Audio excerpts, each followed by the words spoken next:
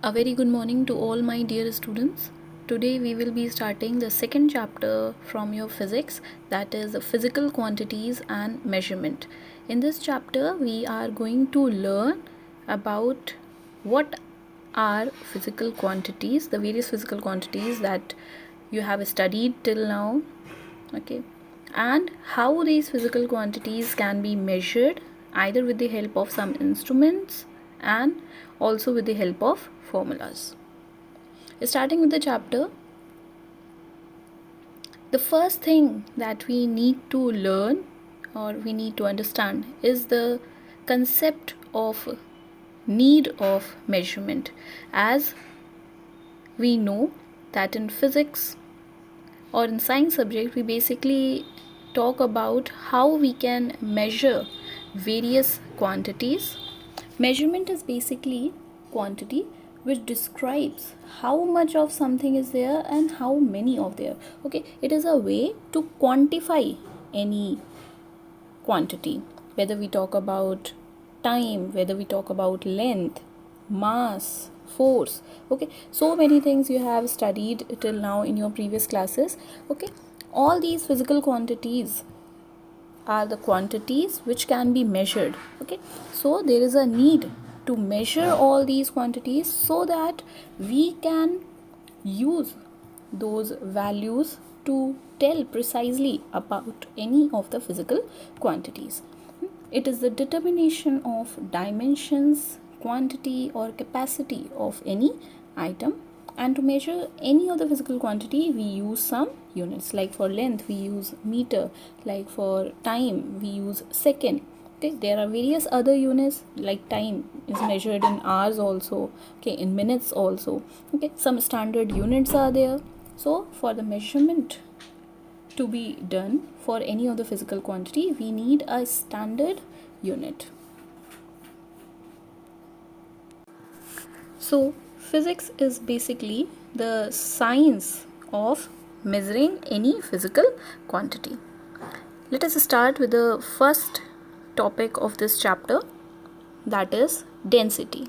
Now obviously in your previous classes you have studied this term density. Density is basically the measure of how closely the particles of any matter, whether we talk about solids, whether we talk about liquids or gases, how these particles are packed in a particular substance. As you can now see here in the figure, 4 figures are there in which the green dots represent the various atoms of that particular matter. Okay. In the first diagram you can see the particles are quite scattered, whereas if we compare the second diagram, the particles are somewhat close together. In the third one they are much closer, and in the fourth, the last diagram, the particles are almost tightly packed together. So density, with the help of this concept, we will be able to tell that out of all the type of matter that we come across, whether we are talking about solid, liquid or gases, how the particles of these matter are arranged inside that particular matter. Okay, that means if we say in this figure, this is having a much higher density rather than this. Okay, because here the particles are more densely packed, whereas in this the particles are least densely packed. And in the second diagram it has been shown that in case for any object which is having very tightly packed particles inside it, it will be called as a substance having higher density. Whereas here you can see the same shape of object is kept here, but the particles are very scattered, hence it will be called as a substance of lower density. So on the basis of the particles arrangement, we are going to tell what is the density, whether the density is higher or lower.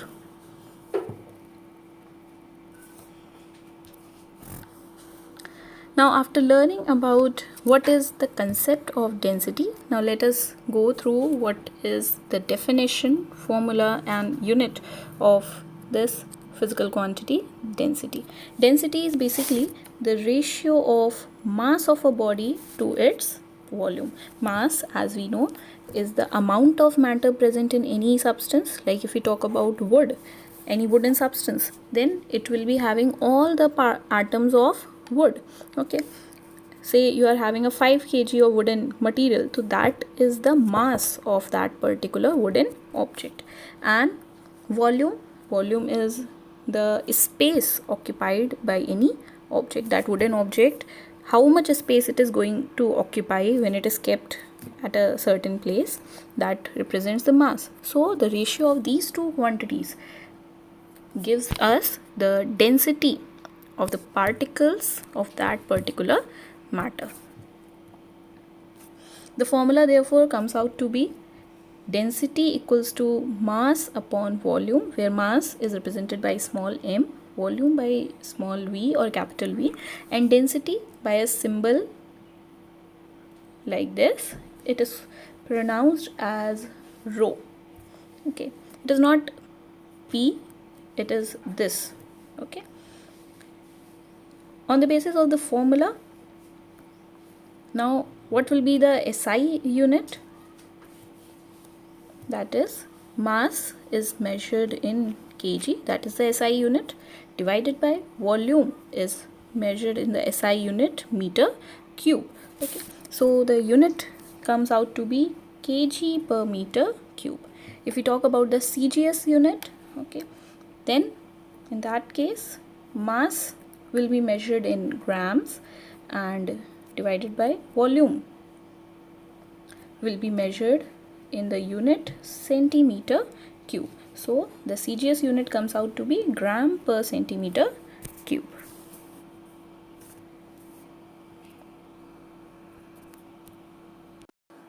Now, after learning that what is meant by density of any substance, we are going to learn how to find the density of any irregular shaped solid. Okay, in your previous classes we have already studied about how to find the density of regular solids. Okay, regular solids like which are having some definite shape. If you talk about like cuboid, okay, say you are having a cuboid of mass 10 kg and it is having a volume, its sides are given, you know the formula for a cuboid, okay, length into breadth into height. From that formula you can calculate the volume. Okay, dividing both the quantities you will get the density. But what about irregular shaped solids like a piece of stone? Okay, for such type of substances which are not having well defined boundary, okay, which are not having a well defined formula to find its volume, to find its mass, okay, in that case we use a Eureka can. This Eureka can is basically a small cylindrical shape object with a small spout. Okay, when you fill the liquid into this Eureka can, the liquid fills in such a way that any of the excess water present in this Eureka can can be collected with the help of this spout. Okay, now to find the density of this irregular solid, we need to first of all find its mass. Okay, the mass can be measured with any of a suitable physical balance, okay, or electronic balance. The volume, for the calculation of volume, what we are going to use? We are going to use this Eureka can itself. First of all, the first step that we have to do is to firstly fill the Eureka can with water, and any of the excess water which is present in this Eureka can, because it is an opening, okay, a downward opening. When you will fill the water in this, any excess water will pass through this spout and that can be collected in a separate beaker and can be left like that. Now, whatever substance, whatever irregular solid, like in this case we are talking about a stone. Okay, that irregular object is tied with the help of a thread and then it is immersed in water. Okay, now as we immerse the stone in the water, the stone will occupy some of the space inside the water and therefore the level of the water will rise in this Eureka can, and whatever level of water increases in this Eureka can, that can be collected in a separate beaker, or you can say you can use a measuring cylinder, okay, which is having certain markings.